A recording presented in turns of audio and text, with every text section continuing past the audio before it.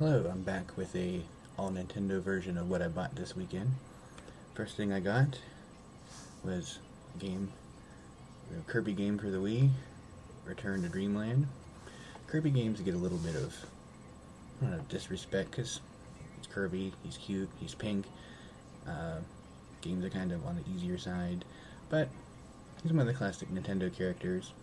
Games are usually good, they're creative, inventive, and it's not going to be something you're spending weeks or months to beat, but it's a fun little game, kind of the stuff that Nintendo does best.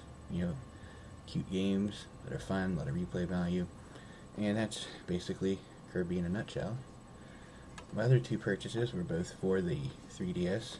First thing I got was Star Fox 64 3D, which is probably the most elongated title of a game that I've ever heard.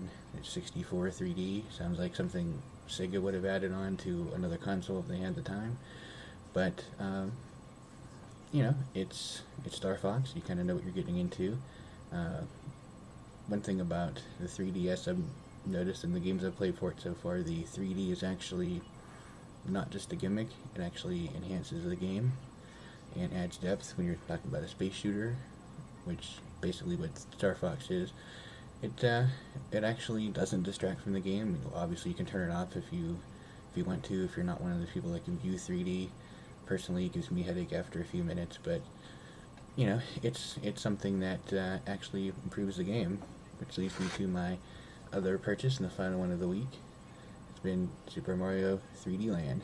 Now this, instead of being a remake of a game, is actually designed with the 3DS in mind, and it actually helps you through portions of the game. There's times where if you turn the 3D slider on, you can actually see around obstacles, see hidden areas with coins and stars and things like that. So not only is it not a gimmick, it actually helps with the game. It's not mandatory. I found that until you get used to the areas, there's some places where you can fall off ledges and die because you don't really know at first the depth where you're at, and I've fallen off of many ledges to the point where I did get the invincible Tanuki suit that you get when you die 5 times in a level. Gamer shame, I know. But it's one of those things where 3D will actually help you figure it out. Adds that third dimension, that depth into it, and it lets you know that, hey, this is actually something that's going to help change the face of gaming. So, yep, those are my main purchases this week. I have a few things coming. They should be arriving this week or next week. Some really cool things. One's Nintendo's rated and one's not. So, be excited to show those off. And I'm actually working on a review coming up soon of the history of pro wrestling games on Nintendo 64.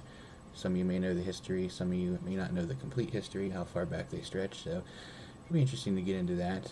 And one last note before I leave for this video, that one of our friends from the TRMK forums, Tabernacle, he's leaving to start his adventures in the Navy, heading out for boot camp on Wednesday, so good luck, go get him, and we'll be waiting for you when you come back.